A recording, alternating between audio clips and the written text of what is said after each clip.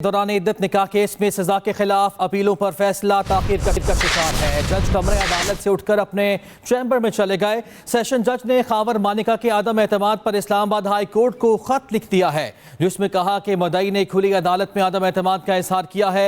मुद्दई की इसी तरह की एक अपील पहले मुस्तरद हो चुकी है। मेरे ख्याल में एतराज के बावजूद इस केस का फैसला दूं।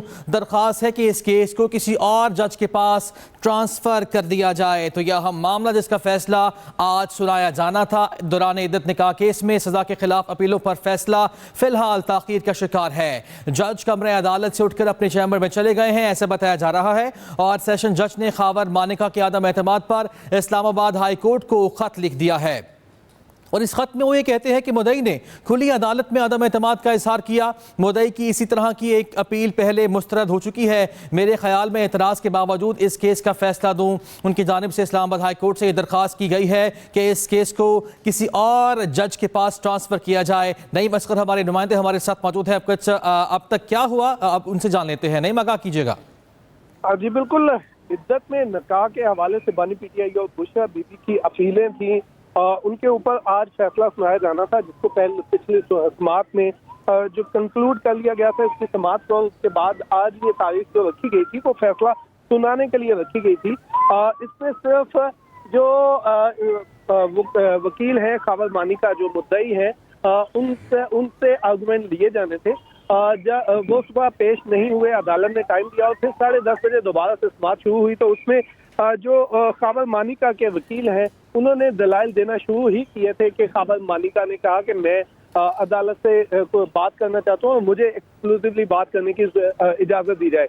अदालत ने कहा कि आपके वकील बोल रहे हैं, आप नहीं बोल सकते, लेकिन उन्होंने कहा कि मेरी रिक्वेस्ट है, मेरी जिंदगी मेरी फैमिली का मसला है, तो मैं बोलना चाहता हूँ। उन्होंने बोलते हुए इल्ज़ामात आयद किया और उन्होंने कहा कि मुझे इस अदालत पर कोई एतमाद नहीं है और मैं ये अदालत से अपील करता हूँ कि ये केस किसी और के पास ट्रांसफर किया जाए। उन्होंने जब अदालत ने कहा कि आप रिजवान अब्बासी साहब को, जो आपके वकील हैं, तो वो आपके वकील उनको इंटैक्ट रखते हैं या नहीं, तो उन्होंने कहा कि नहीं, ये मेरे वकील नहीं है, मैं खुद से बात कर रहा हूँ, मेरे वकील कोई और आए हैं। अदालत ने समात सुनी। खावर मानिका ने कोई 25 मिनट बोले। उन्होंने कहा कि ये जो शख्स है ये मेरे घर आया और दीन का नाम लेकर मेरे घर में आए, अल्लाह का नाम लेने के लिए, और मेरी वालदा ने भी मुझे मना किया कि इस शख्स को अपने घर में ना आने दें, लेकिन मैं फिर भी अल्लाह के वास्ते, मुझे ये, क्योंकि इसने ये कहा था कि मैं अल्लाह का दीन सीखने के लिए यहाँ पर आया हूँ और उसने दीन सीखने के बहाने अल्लाह का नाम लेकर मुझे और मेरे घर को चीट किया है, तो मुझे अब अदालत पर एतमाद नहीं है। मैं इसलिए रिक्वेस्ट करता हूँ कि आप ये केस ना सुने, जिस पर अदालत ने कुछ देर के लिए समात मुलतवी की और उसके बाद अदालत ने रजिस्ट्रार इस्लामाबाद हाई कोर्ट को खत लिख दिया है। सेशन जज शाहरुख अर्जुमन ने। ठीक है नईम, आपसे मजीद भी बात करते हैं। आप हमारे साथ ही मौजूद रहेगा। नाज़रीन को आगाह करते चलें कि पीटीआई वकला का खावर मानिका पर कमरे अदालत के बाहर हमला। पीटीआई वकला ने खावर मानिका को थप्पड़ मारे और उनके पीछे भी भागे। खवातीन ने खावर मानिका का पानी की बोतलें भी फेंकी, ऐसा भी बताया जा रहा है। और इस मौके पर भरपूर नारेबाजी भी देखने में आई है। पीटीआई वकला का खावर मानिका पर कमरे अदालत के बाहर हमला। पीटीआई वकला ने खावर मानिका को थप्पड़ मारे, खावर मानिका का पीछा किया, जबकि खवातीन की जानिब से भी खावर मानिका पर पानी की बोतलें फेंकी गईं। इस मौके पर नारेबाजी भी की गई। इस पर मजीद बात कर लेते हैं नईम असगर से। जी नईम असगर, इस वाक़े की डिटेल से आगाह कीजिएगा। जी बिल्कुल, जब अदालत ने ये कहा, खावर मानिका की अपील पर अदालत ने कहा कि थोड़ी देर के बाद फैसला सुनाएंगे, और जैसा उठकर जब गए तो खावर मानिका को कमरा अदालत में जो पीटीआई की खवातीन थी, उन्होंने पहले तो शेम की नारेबाजी की। पीटीआई के वकला और पीटीआई की खवातीन वहां पर मौजूद थी, उन्होंने शेम के नारे लगाए और जाते हुए उनको मारने की कोशिश की। कुछ खवातीन ने कमरा अदालत में भी उन्हें थप्पड़ मारे और जब वो बाहर निकले तो पीटीआई के वकला मौजूद थे कमरा अदालत के बाहर, उन्होंने उनके ऊपर हमला किया, उनको थप्पड़ मारे और उनके पीछे भागे भी। पीटीआई जो खावर मानिका के साथ है, खावर मानिका जो बता रहे थे कि मेरे साथ, मेरे गांव से 2 वकला मेरे साथ आए हुए और वो मेरे वकील हैं, तो वो उनके साथ जो वकील थे उन्होंने उन्हें बचा कर वहां से निकाला। पीटीआई के जो वकला थे वो मारने के लिए उनके पीछे दौड़ते रहे और वो उनको बचाकर निकल गए। पीटीआई के आपको बताते चलें कि पीटीआई के कारकुनों की एक बड़ी तादाद कमरा अदालत में بھی موجود تھی۔ صحیح، بہت شکریہ نعیم اصغر، آپ نے ہمیں اپڈیٹ کیا۔ جج پر کیس نہ سننے کے لیے دباؤ ڈالا گیا، خاور مانیکا نے اخلاق سے گری ہوئی باتیں کی۔ پی ٹی آئی رہنماؤں کی میڈیا سے گفتگو اور کہا عدالتوں کو انصاف کرنا چاہیے اور انصاف ہوتا نظر بھی آنا چاہیے۔ پورے پاکستان کو معلوم ہے سیاسی بنیادوں پر کیس بنائے گئے، جج پر کیس نہ سننے کے لیے دباؤ ڈالا گیا۔ کمپلیننٹ خاور مانیکا خود آیا، عدالت کو وہ کہہ رہے ہیں کہ مجھے 10 منٹ کا ٹائم چاہیے۔ عدالت نے اس کو 10 منٹ کے لیے نہیں بلکہ پورے آدھے گھنٹے کا ٹائم دیا۔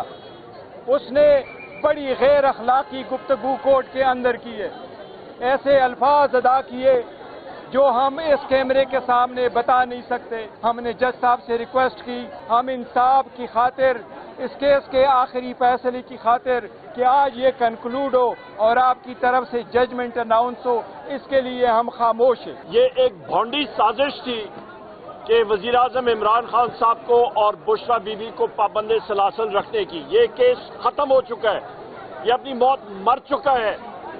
دوسری اہم بات، آج فیصلہ آ جانا تھا، آج یا کل میں فیصلہ آ جانا تھا اور واضح تھا کہ ان کے پاس حقائق میں کچھ نہیں تھا اور یہ اس چیز کو پرولونگ کرنے کی ناکام سازش ہے۔ عدالتی امور سے ایک اور اہم خبر شامل کر لیتے ہیں۔ اسلام آباد ہائی کورٹ نے شاعر احمد فرحاد بازیابی کیس کی سماعت کی ہوئی۔ اٹارنی جنرل نے عدالت کو بتایا کہ احمد فرحاد آزاد کشمیر پولیس کی تحویل میں ہیں۔ آزاد کشمیر کے تھانہ دھیر کورٹ کی رپورٹ عدالت میں پیش کی گئی۔ تو ایک اور اہم معاملہ اسلام آباد ہائی کورٹ میں سماعت ہوئی شاعر احمد فرحاد کی بازیابی سے متعلق۔ اٹارنی جنرل نے عدالت کو یہ بتایا کہ احمد فرحاد آزاد کشمیر پولیس کی تحویل میں ہیں۔ تفصیلات جان لیتے ہیں، ہمارے نمائندے فیاض محمود ہمارے ساتھ موجود ہیں۔ فیاض، بتائے گا سماعت میں کیا کچھ ہوا؟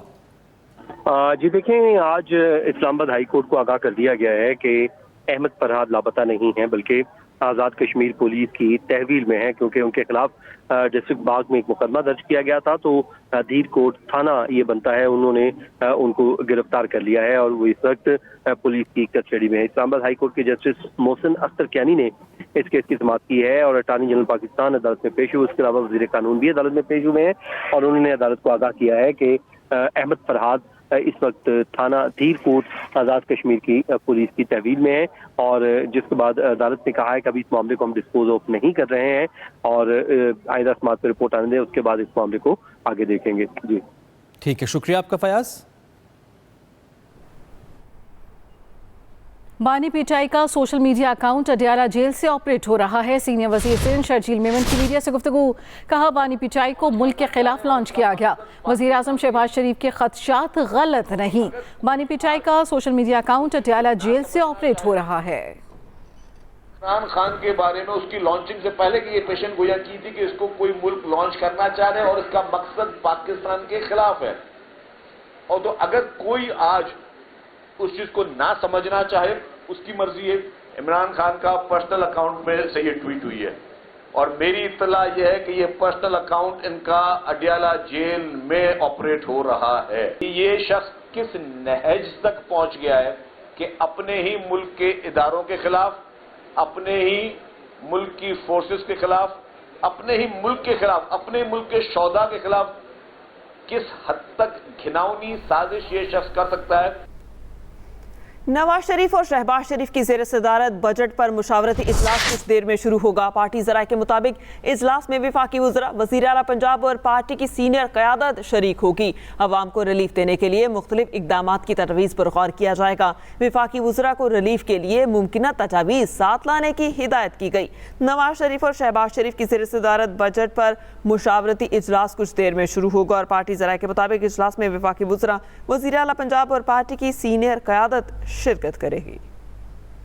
ابھی خبر یہ ہے خیبر پختونخوا کے نئے ضم شدہ اضلاع میں اسکولوں کی تباہی کے حالیہ واقعات۔ سیکرٹری تعلیم محی الدین وانی کا چیف سیکرٹری خیبر پختونخوا ندیم اسلم چودھری کو خط، جس میں کہا گیا ہے کہ یہ بات انتہائی خوفناک ہے کہ دہشت گردی کی ان گھناؤنی کارروائیوں میں لڑکیوں کی تعلیم کے لیے وقف اداروں کو نشانہ بنایا جا رہا ہے۔ تفصیلات جان لیتے ہیں، ہمارے نمائندے زیغم نقوی ہمارے ساتھ موجود ہیں۔ زیغم، بتایا گیا اس خط میں مزید کیا کہا گیا ہے؟ جی بالکل، وفاقی سیکرٹری تعلیم محی الدین وانی نے جو خیبر پختونخوا کے چیف سیکرٹری کو خط لکھا ہے، اس میں نئے ضم شدہ جو اضلاع ہیں ان میں اسکولوں کی تباہی کے حالیہ واقعات پر شدید تشویش کا اظہار کرتے ہوئے یہ تجویز دی ہے کہ وفاقی اور صوبائی نمائندوں پر مشتمل ایک مشترکہ ٹاسک فورس جو ہے وہ قیام کا اس میں عمل لایا جائے، اور یہ مشترکہ ٹاسک فورس تباہ شدہ اسکولوں کی تعمیر نو اور پورے علاقے میں حفاظتی اقدامات کو بڑھانے کے لیے ایک جامع منصوبہ تیار کرے گی۔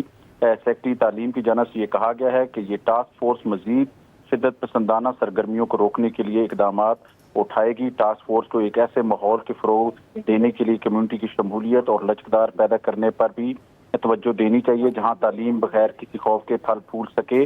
محی الدین وانی نے اپنے خط میں یہ کہا ہے کہ یہ بات انتہائی خوفناک ہے کہ دہشت گردی یہ بات انتہائی خوفناک ہے کہ نشانہ بنایا جا رہا ہے۔ ان دانوں کو شکریہ آپ کا زیغم نقوی۔